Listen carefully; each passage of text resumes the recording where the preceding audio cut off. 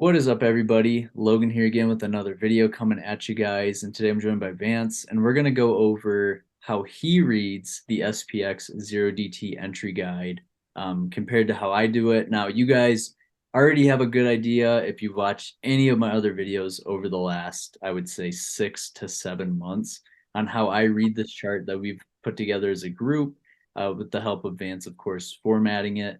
So we're going to go over on how he reads it. And like I said, you guys know I use a lot of the 2x EM high, the 2x EM low for actually looking at trades. And today I took a call credit spread at 41.95 and 2x the EM high was 41.91.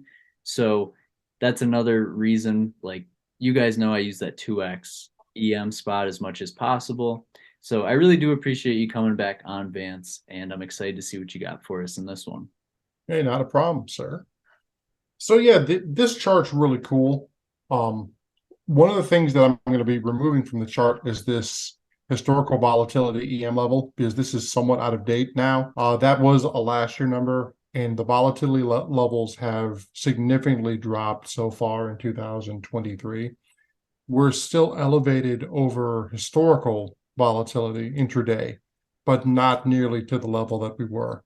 So most days, the historical volatility, I would say, is closer to 25, which is almost on course with what we've been most days. Most days we're opening around a 20 to 21 EM range.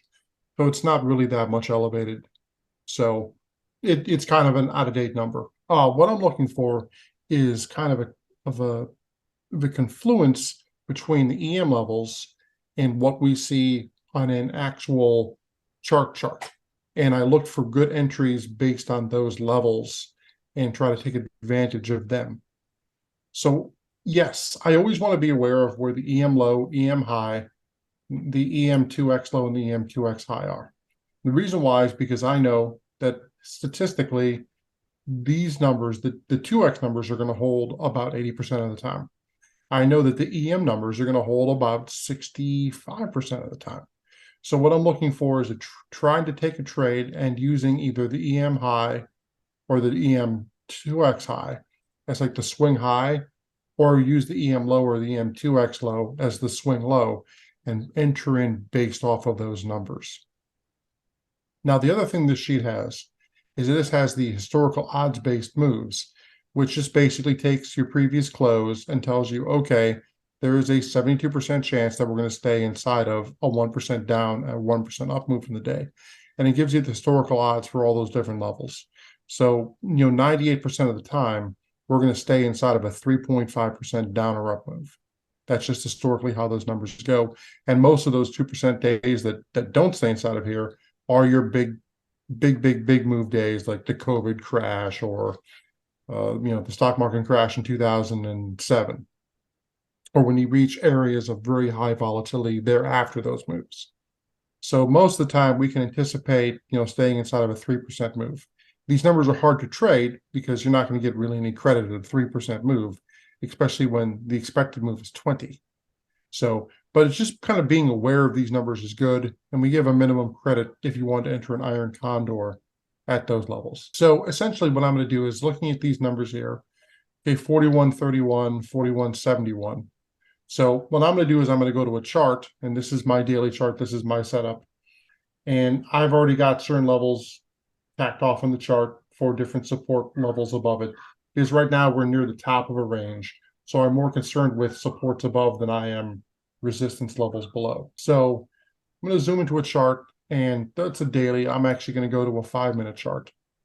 And what I'm looking for intraday is so here is that 41.50, that's as close as I could get it, line that I have charted on the daily. And I'm kind of using that as a guidepost. And what I'm looking for is you can see that the day started up here. And when we hit our swing high today, we were at about 41.70. Well, remember, the EM high for the day was 41.71. So that's a swing high point. So now that we can see that the indicators I like to use are the Chaikin oscillator, the MACD, and the ADX with signal lines. Well, you can see that what ends up happening here is after we hit our swing high, you can see that on the MACD, we actually do get a crossover. you can see the checking oscillator starts to fall, and the green line here indicating buyers drops out and sellers starts to creep up. So that tells me there's a really good chance this is going to continue down. So what I'm going to do is I'm going to enter a call credit spread at or near the swing high. Well, I know you got into like a 41.90 right after market opened. I got into a 41.70 today just after this first candle. You can see it lined up because we had the ADX start to cross down and the checking oscillator started to fall. So I entered into a call credit spread here and the market starts to fall. Well, then we get down over to this level, we start to reach the lows of the day. And this is around 41.40. Well, again, our swing low for the day for the EM was going to be 41.31. So as we start to get down to these lower levels, I started looking for an entry into a PCS. And today I entered into a 41.35, 41.30, right around 12 o'clock after we kind of made a bottom. We've got some strong wicks. And you can see that the MACD had been going negative, but it was starting to turn positive. And the same thing here with the ADX, sellers were coming out. On the checking oscillator, you can see that momentum is starting to build upwards. So I entered into a PCS here.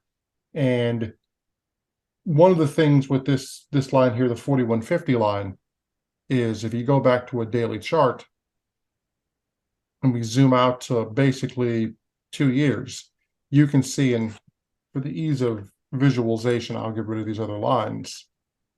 You can kind of see that this line here, look at all the candles that basically stop at or base off of this line. This is one of those control levels I like to talk about.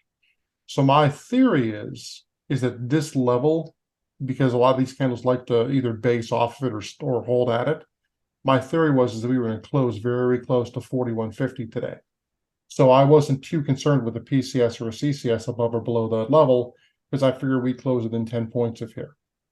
And we ended up closing right under 41.55. So within that range, which is what would be to be expected. So that's essentially what I'm looking for in the charts. Awesome. Yeah, no, I appreciate you showing everybody. And yeah, I would say I'm pretty much around the same spot. I haven't been doing as many condors.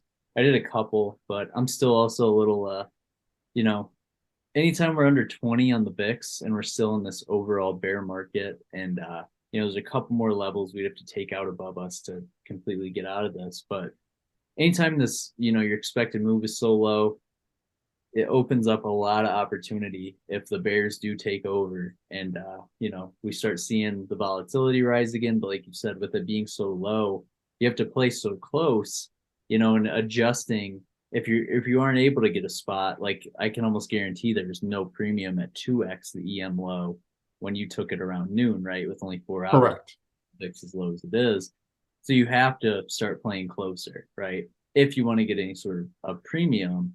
And that's one thing we've been kind of talking over in the Discord as well is, this premium's low. How do we adapt? And that's why I've been doing a lot more like 1 to 3 DT stuff compared to the SPX 0 DT entry guide. But yeah, I used this today. Like it was sweet, right around 41.95, put it on right after open. And, once we started selling, I was able to take a look and feel pretty comfortable holding that guide to expiration. So no, it's awesome. And I really appreciate you showing all of the charting today, Vance. I'm sure Logan will throw the links, then Discord into the description for me.